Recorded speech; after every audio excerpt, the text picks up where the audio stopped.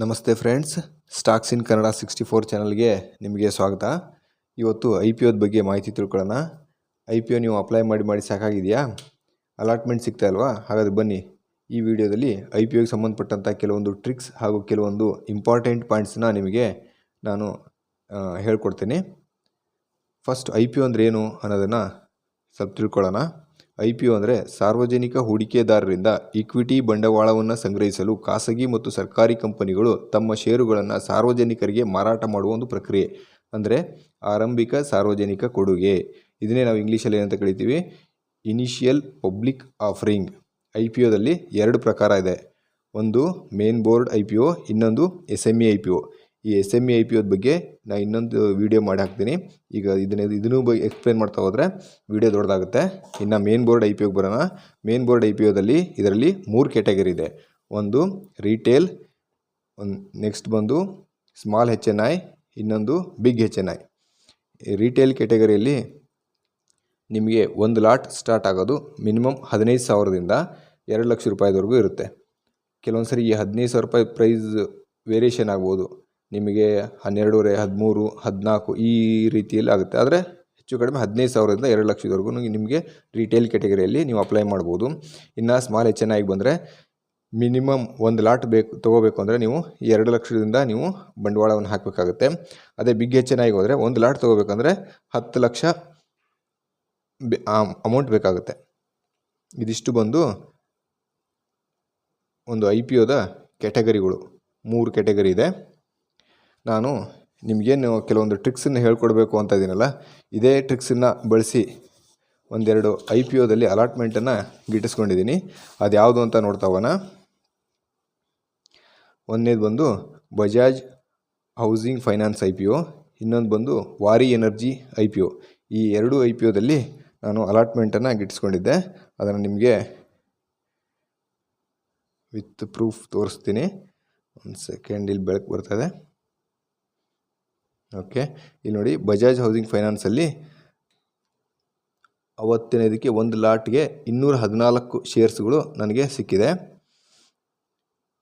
Total ಅವತ್ತು ಒಂದು lot by ಮಾಡಬೇಕಾದ್ರೆ 14,980 ರೂಪಾಯಿ ಬೇಕಾಗಿತ್ತು.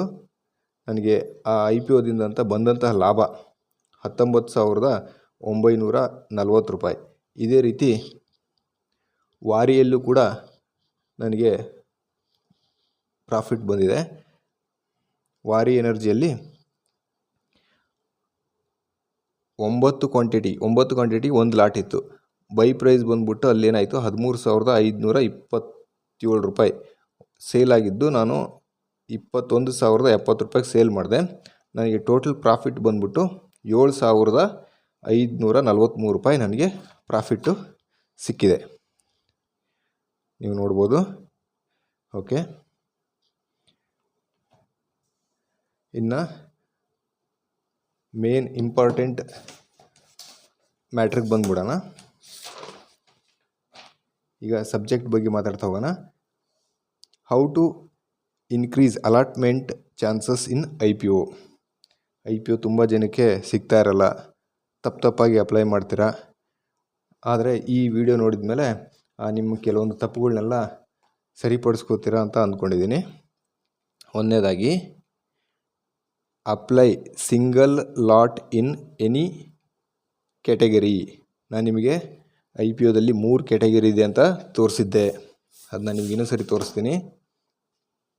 ಆ 3 ಕ್ಯಾಟಗರಿ, ಒಂದು retail, small HNI, big HNI. ನೀವು ಯಾವುದೇ ಒಂದು ಕ್ಯಾಟಗರಿಯಲ್ಲಿ ಅಪ್ಲೈ ಮಾಡಿದ್ರು apply single lot in any category. ಯಾವುದೇ ಕ್ಯಾಟಗರಿಯಲ್ಲಿ ನೀವು ಇನ್ವೆಸ್ಟ್ ಮಾಡಿ, ಆದರೆ ಒಂದೇ ಸಿಂಗಲ್ ಲಾಟ್ಗೆ ಅಪ್ಲೈ ಮಾಡಿ. ದುಡ್ಡಿದೆ ಅಂತ ಹೇಳ್ಬಿಟ್ಟು ಎಲ್ಲ ಕ್ಯಾಟಗರಿಗೂ ನೀವು ಅಪ್ಲೈ ಮಾಡಿಬಿಡಿ. ಯಾಕಂದರೆ ಒಳ್ಳೆಯ IPO ಯಾವಾಗಲೂ ಓವರ್ ಸಬ್ಸ್ಕ್ರೈಬ್ ಆಗುತ್ತೆ. ಆಗ ಕಂಪ್ನಿ ಎಲ್ಲರಿಗೂ ಸಮಾಧಾನ ಆಗೋ ರೀತಿಯಲ್ಲಿ ಎಲ್ಲ ಕ್ಯಾಟಗರಿ ಜನರಿಗೂ ಲಾಟ್ರಿ ಸಿಸ್ಟಮಲ್ಲಿ ಅವರೇನು ಮಾಡ್ತಾರೆ, IPOಗಳನ್ನ ಕೊಡ್ತಾ ಹೋಗ್ತಾರೆ, ಅಲಾಟ್ಮೆಂಟ್ ಕೊಡ್ತಾ ಹೋಗ್ತಾರೆ. ಹೀಗಾಗಿ ಹೆಚ್ಚಿನ ಲಾಟ್ಗೆ ಅಪ್ಲೈ ಮಾಡಬೇಡಿ. ಅದೇ ದುಡ್ಡು ನೀವು ಬ್ಯಾಂಕಲ್ಲಿ ಇಟ್ಕೊಂಡ್ರೆ ಅದೇ ಟೈಮಲ್ಲಿ ಏನಾದ್ರು ನೆಕ್ಸ್ಟ್ ಬೇರೆ IPO ಅಂದರೆ ಆ IPOಗೆ ದುಡ್ಡು ಹಾಕೋಕ್ಕೆ ನಿಮ್ಮ ಬಳಿ ದುಡ್ಡು ಉಳಿಯುತ್ತೆ. ಓಕೆ, ಫಸ್ಟ್ ಪಾಯಿಂಟ್ ಬಂದು ಅಪ್ಲೈ ಸಿಂಗಲ್ ಲಾಟ್. ಓಕೆ, ಯಾವುದೇ ಕ್ಯಾಟಗರಿಯಲ್ಲಿ ಹಾಕಿ ಸಿಂಗಲ್ ಲಾಟಿಗೆ ಅಪ್ಲೈ ಮಾಡಿ. ನೆಕ್ಸ್ಟ್ ಪಾಯಿಂಟ್ ಬಂದು one PAN number one application. ನೀವೇನು ಮಾಡ್ತೀರಾ, ಉದಾಹರಣೆ ಸಮೇತ ಹೇಳ್ತೀನಿ, ಇದು ಅರ್ಥ ಆಗಲಿಲ್ಲ ಅನಿಸುತ್ತೆ ನಿಮಗೆ.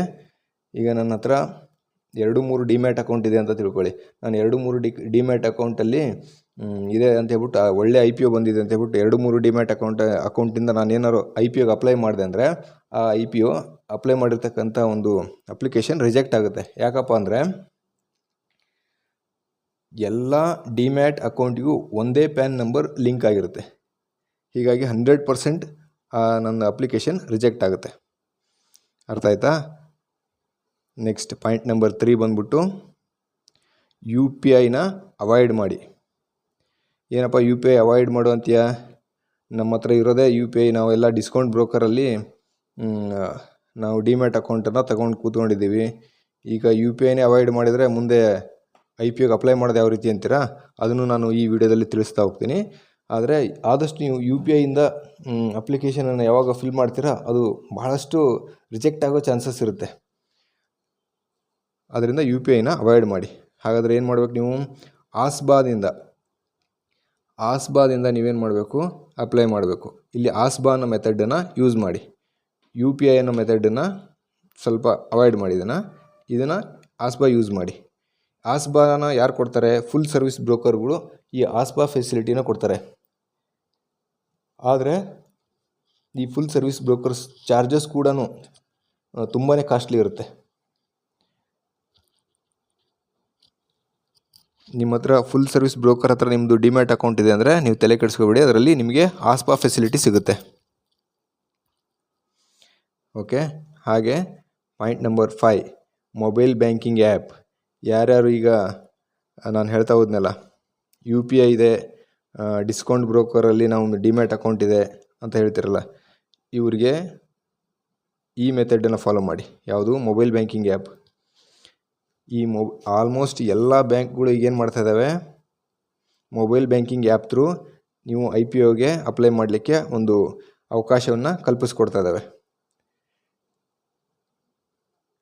ಅರ್ಥ ಆಯ್ತಾ? ಹೀಗಾಗಿ ನೀವು ಇಲ್ಲಿ ಮೊಬೈಲ್ ಬ್ಯಾಂಕಿಂಗ್ ಆ್ಯಪಿಗೆ ಹೋದರೆ ನಿಮಗೆ ಇಲ್ಲಿ ಆಸ್ಬಾ ಫೆಸಿಲಿಟಿ ಸಿಗುತ್ತೆ. ಅದನ್ನು ಯೂಸ್ ಮಾಡಿಕೊಂಡು ಮೊಬೈಲ್ ಬ್ಯಾಂಕಿಂಗ್ ಥ್ರೂ ನೀವು ಅಪ್ಲೈ ಮಾಡಿ.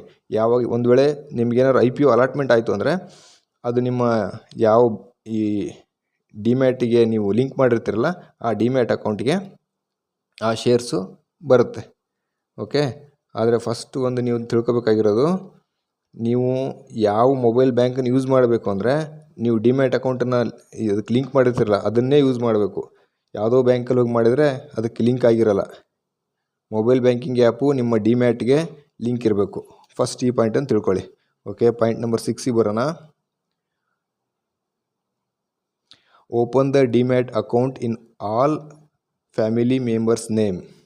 ನೀವೇನು ಮಾಡಬೇಕು? ಕುಟುಂಬದ ಎಲ್ಲ ಸದಸ್ಯರ ಹೆಸರಲ್ಲಿ ಒಂದೊಂದು ಡಿಮ್ಯಾಟ್ ಅಕೌಂಟನ್ನು ತೆರಿಬೇಕು. ಇದರಿಂದ ಏನಾಗುತ್ತೆ? ಪ್ಯಾನ್ ನಂಬರ್ ಚೇಂಜ್ ಆಗುತ್ತೆ, ಅಲಾಟ್ಮೆಂಟ್ ಚಾನ್ಸಸ್ ಇನ್ಕ್ರೀಸ್ ಆಗುತ್ತೆ. ಇನ್ನು ನೆಕ್ಸ್ಟ್ ಪಾಯಿಂಟ್ ನಂಬರ್ 7 2,500 ಕೋಟಿಗಿಂತ ಎಬೋವ್ ಇರತಕ್ಕಂಥ IPOಗಳಲ್ಲಿ ನೀವೇನು ಮಾಡಿ? ಅಪ್ಲೈ ಮಾಡೋಕ್ಕೆ ಪ್ರಯತ್ನ ಪಡಿ. 2,500 ಕೋಟಿಗಿಂತ ಬಿಲೋ ಏನಿರ್ತಾವಲ್ಲ ಅದರಲ್ಲಿ ಸುಮ್ಮನೆ ನೀವು ಟೈಮ್ ವೇಸ್ಟ್ ಮಾಡ್ಕೋಬೇಡಿ. ಯಾಕಂದರೆ ಅದರಲ್ಲಿ 99% ನಿಮ್ಗೆ ಅಲಾಟ್ ಆಗೋ ಚಾನ್ಸ್ ಇರಲ್ಲ. ಯಾಕಂದರೆ ತುಂಬ ಜನ ಅಪ್ಲೈ ಮಾಡಿರ್ತಾರೆ. 2,500 ಕೋಟಿಗಿಂತ ಬಿಲೋ ಇರತಕ್ಕಂಥ ಇದಕ್ಕೆ IPOಗಳಿಗೆ ಹೋಗೋಕ್ಕೆ ಹೋಗಬೇಡಿ. ಸುಮ್ಮನೆ ನಿಮ್ಮ ಟೈಮ್ ವೇಸ್ಟ್ ಆಗುತ್ತೆ.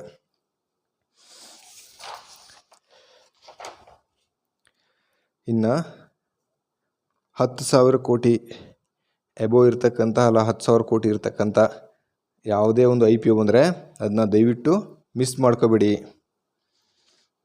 ಯಾಕಂದರೆ ಇಲ್ಲೇನಾಗುತ್ತೆ? ಅಲಾಟ್ಮೆಂಟ್ ಚಾನ್ಸಸ್ಸು ತುಂಬ ಇರುತ್ತೆ. ಎಲ್ಲರಿಗೂ ಚಾನ್ಸ್ ಸಿಗುತ್ತೆ. ಇಲ್ಲಿ ನೀವು ರಿಟೇಲಲ್ಲಿ ಹಾಕಿ, ಸ್ಮಾಲ್ HNIL ಹಾಕಿ, ಬಿಗ್ HNIL ಹಾಕಿ 10,000 ಕೋಟಿಗಿಂತ ಹೆಚ್ಚಿರ್ತಕ್ಕಂಥ IPOಗಳಲ್ಲಿ ಅಲಾಟ್ಮೆಂಟ್ ಚಾನ್ಸಸ್ಸು ಸಿಗ್ತಾ ಹೋಗುತ್ತೆ. ಇದ್ರ ಬಗ್ಗೆ ಒಂದು ಸ್ವಲ್ಪ ವಿವರಣೆಯನ್ನು ನೀಡ್ತೀನಿ. ಈಗ ಇತ್ತೀಚೆಗೆ 10,000 ಕೋಟಿ IPOಗಳು ಯಾವ್ಯಾವ ಬಂದವಪ್ಪ ಅಂದರೆ, ಒಂದು LIC IPO, Hyundai IPO, NTPC green, Bajaj housing IPO ಇವೆಲ್ಲ ಬಂದವು. ಇದರಲ್ಲಿ ಏನಾಯಿತು? ನಾನು ಲಿಸ್ಟಿಂಗ್ ಏನು ಬಗ್ಗೆ ಹೇಳ್ತಾ ಇರೋದು ಇಲ್ಲಿ, LIC IPO ಅಪ್ಲೈ ಮಾಡಿದಿರಾ, ಅದೇನಾಯಿತು, ಲಿಸ್ಟಿಂಗ್ ಏನು ಕೊಡಲಿಲ್ಲ, ಅದು ಫೇಲ್ ಆಯಿತು. ಹುಂಡೈ IPO ಕೂಡ ಫೇಲ್ ಆಯಿತು. ಓಕೆ, ಇನ್ನು NTPC ಗ್ರೀನ್ ಇದು ಕೂಡ ಲಿಸ್ಟಿಂಗ್ ಏನು ಜಾಸ್ತಿ ಕೊಡಲಿಲ್ಲ, ಜಸ್ಟ್ 3.25%. ಆಫ್ಟರ್ ಲಿಸ್ಟಿಂಗ್ ಈಗ ಇಂಪ್ರೂವ್ ಆಗಿದೆ ಅದು.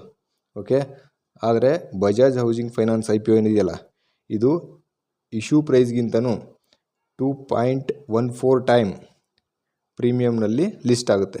ಅಂದರೆ ನಿಮ್ಮ ಅಮೌಂಟನ್ನು ಡಬಲ್ಗಿಂತನೂ ಜಾಸ್ತಿ ಮಾಡುತ್ತಿದ್ದು.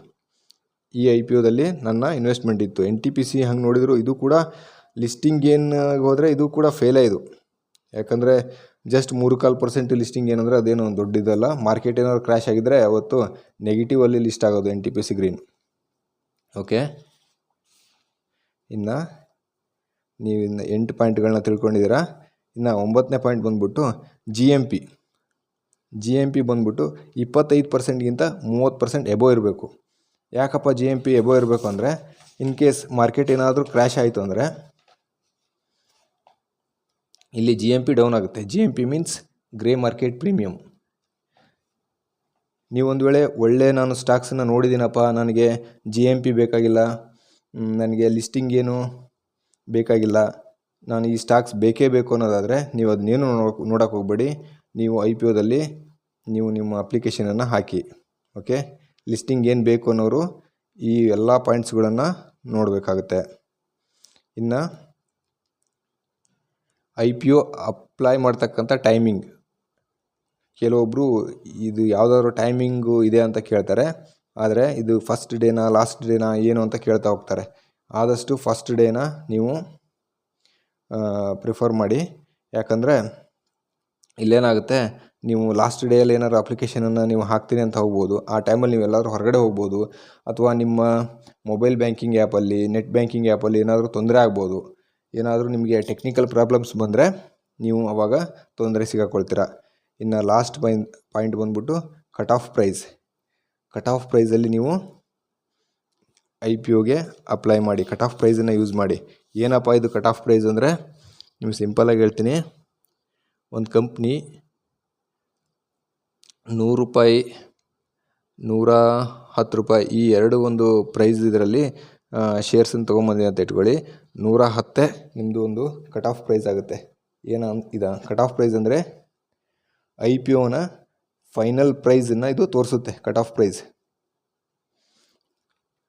ನೀವು ಆದಷ್ಟು ಫೈನಲ್ ಪ್ರೈಸ್ಗೆ ನೀವು ಫಿಲಪ್ ಮಾಡಬೇಕು. ಯಾವತ್ತು ಒಳ್ಳೆ IPO ಏನಿದೆಯಲ್ಲ, ಒಳ್ಳೆ IPO ಬಂದ್ಬಿಟ್ಟು ಫುಲ್ ಸಬ್ಸ್ಕ್ರೈಬ್ ಆಗೋ ಚಾನ್ಸಸ್ ಇರುತ್ತೆ.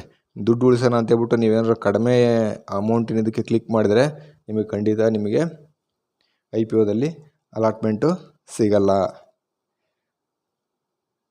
ನಾನು ಹೇಳಿದ್ದೆಲ್ಲ ಪಾಯಿಂಟ್ಸ್ ನಿಮಗೆ ಅರ್ಥ ಆಯಿತು ಅಂತ ಅಂದ್ಕೊಂಡಿದ್ದೀನಿ. ಆದಷ್ಟು ಸಿಂಪಲ್ಲಾಗಿ ಫಾಸ್ಟಾಗಿ ಹೇಳೋಕ್ಕೆ ಪ್ರಯತ್ನ ಪಟ್ಟಿದ್ದೀನಿ. ಈ ಎಲ್ಲ ಒಂದು ಪಾಯಿಂಟ್ಸನ್ನು ನೀವು ನೋಟ್ ಮಾಡಿ ಇಟ್ಕೊಳ್ಳಿ. ಓಕೆ, ಒಟ್ಟಾರೆಯಾಗಿ ಹೇಳಬೇಕು ಅಂದರೆ ಫ್ರೆಂಡ್ಸ್, ಇದೊಂಥರ ಲಾಟ್ರಿ ಇದ್ದಾಗೆ. ಒಳ್ಳೆ IPO ಸಿಗ್ತಾ ದುಡ್ಡಾಗುತ್ತೆ. IPO ಸಿಗಲಿಲ್ವಾ, ನೀವು ಹಾಕಿರೋ ಹಣ ಲಾಸ್ ಆಗಲ್ಲ. ಬ್ಯಾಂಕ್ನವರು ಹೋಲ್ಡ್ನಲ್ಲಿ ಇಟ್ಟಿರ್ತಾರೆ, ಆ ನಂತರ ಹಣವನ್ನು ರಿಲೀಸ್ ಮಾಡ್ತಾರೆ. ಅದು ನಿಮ್ಮ ಸೇವಿಂಗ್ಸ್ ಅಕೌಂಟಲ್ಲಿ ಹಾಗೇ ಇರುತ್ತೆ. ನೀವು ಕಳ್ಕೊಳ್ಳೋದು ಏನೂ ಇರಲ್ಲ. ಇಲ್ಲಿ ನಿಮ್ಗೆ ಯಾವುದೇ ರೀತಿ ಚಾರ್ಜಸ್ ಕೂಡ ಏನೂ ಕಟ್ಟಾಗಲ್ಲ. ಓಕೆ, ಇಷ್ಟು ಹೇಳ್ತಾ ಇವತ್ತಿನ ವೀಡಿಯೋನ ಮುಗಿಸ್ತಾ ಇದ್ದೀನಿ. ಈ ವಿಡಿಯೋ ಏನೋ ನಿಮಗೆ ಲೈಕ್ ಆಗಿದ್ದರೆ ಒಂದು ಲೈಕ್ ಬಟನನ್ನು ಪ್ರೆಸ್ ಮಾಡಿ, ಸಬ್ಸ್ಕ್ರೈಬ್ ಮಾಡ್ಕೊಳ್ಳಿ, ಹಾಗೆ ಶೇರ್ ಮಾಡಿ. ಇಷ್ಟು ಹೇಳ್ತಾ ಇವತ್ತಿನ ವೀಡಿಯೋನ ಮುಗಿಸ್ತಾ ಇದ್ದೀನಿ. ನಮಸ್ತೆ.